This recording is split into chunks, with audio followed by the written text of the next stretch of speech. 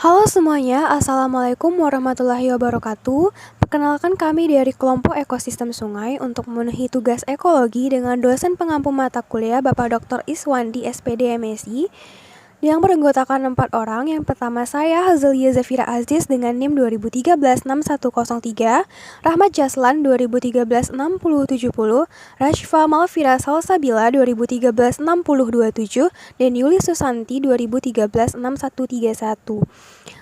Program studi S1 Geografi Departemen Geografi Fakultas Ilmu Sosial Universitas Negeri Padang tahun 2022. Baiklah, di sini saya akan menjelaskan mengenai ekosistem sungai. Ekosistem sungai merupakan habitat bagi organisme akuatik yang keberadaannya sangat dipengaruhi oleh lingkungan sekitarnya. Ekosistem sungai merupakan jenis ekosistem air tawar di mana ekosistem sungai ini terdapat berbagai macam interaksi atau hubungan timbal balik dari makhluk hidup dan lingkungannya, yang mana meliputi kawasan atau daerah di sekitar sungai. Ekosistem sungai ini meliputi di sepanjang wilayah daerah aliran sungai dari hulu sungai, badan sungai, dan juga hilir sungai dan bahkan muara sungai. Ciri-ciri atau karakteristik utama yang dimiliki ekosistem sungai antara lain yang pertama, adanya air yang terus mengalir dari arah hulu menuju ke arah hilir. Kedua, terdapat variasi kondisi fisik dan juga kimia dalam tingkat aliran air yang sangat tinggi. Ketiga, adanya perubahan kondisi fisik dan juga kimia yang berlangsung secara terus-menerus. Yang keempat, dihuni oleh berbagai macam tumbuhan dan juga binatang yang telah beradaptasi dalam kondisi aliran air. Komponen-komponen yang terdapat pada ekosistem sungai yaitu komponen biotik dan komponen abiotik. Yang pertama, kita akan membahas mengenai komponen biotik. Komponen biotik merupakan komponen yang terdiri dari makhluk hidup, baik tumbuhan maupun binatang.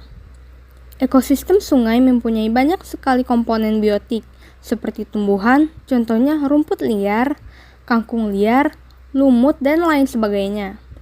Seperti yang kita ketahui bersama bahwasanya tumbuhan melakukan proses fotosintesis untuk mengubah energi cahaya matahari menjadi energi kimia yang dapat digunakan untuk bahan bakar aktivitas organisme.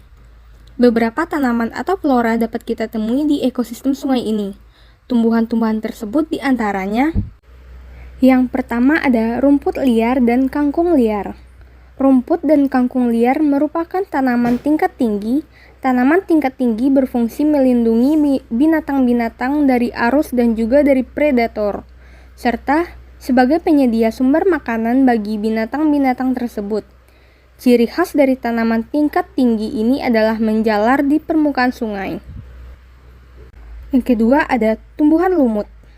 Tumbuhan lumut memiliki peran dalam ekosistem sungai sebagai penyedia oksigen penyimpan air karena sifat selnya yang mempunyai spons dan sebagai penyerap polutan.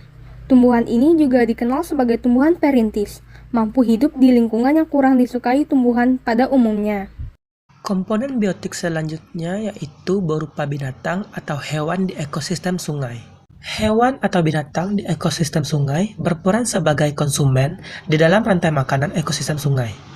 Hewan-hewan yang terdapat pada ekosistem sungai yaitu plankton, ikan, serangga air, dan lain sebagainya.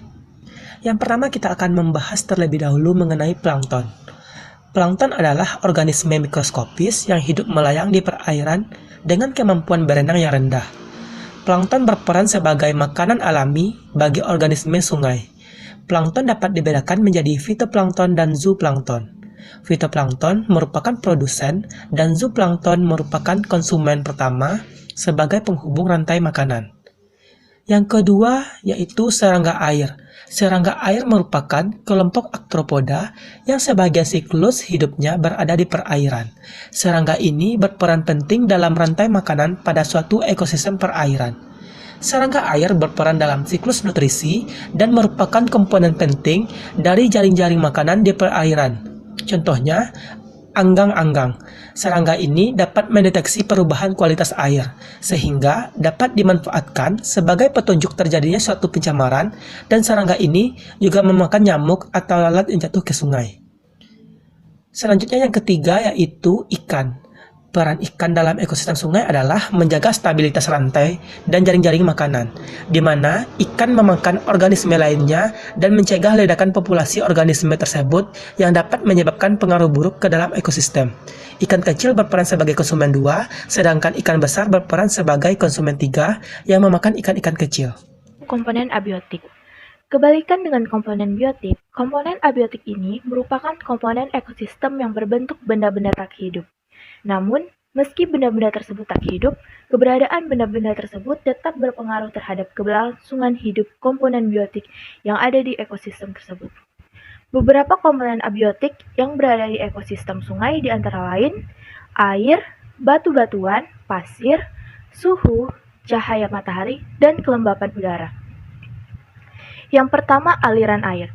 Aliran air merupakan faktor utama yang dimiliki oleh ekosistem sungai dan merupakan pembeda dari ekosistem lainnya. Kecepatan antar aliran sungai berbeda, yang disebabkan adanya karena pencairan salju, air tanah, dan air hujan. Aliran air dapat mengubah bentuk dasar sungai melalui erosi, sedimentasi, dan perubahan habitat. Yang kedua, cahaya matahari. Cahaya merupakan penyedia energi untuk proses fotosintesis bagi berbagai organisme autotrof yang berperan sebagai produsen di ekosistem sungai. Cahaya matahari yang diterima oleh sungai dipengaruhi oleh jumlah pepohonan yang menaungi sungai, lebat atau tidaknya pepohonan tersebut, dan juga tingkat kedalaman sungai itu sendiri. Yang ketiga, suhu. Suhu yang terdapat di ekosistem sungai sangat bervariasi. Hal ini disebabkan oleh radiasi di permukaan, konduksi dari atau ke udara, substrat di sekitarnya, iklim, dan juga tingkat kemiringan sungai. Selain itu, terdapat perbedaan suhu yang signifikan antara permukaan dan dasar sungai. 4. Kelembapan udara. Kandungan uap air yang ada di udara pada waktu tertentu. Kelembapan udara ini berkaitan dengan kondisi suhu di sungai tersebut. 5. Batu.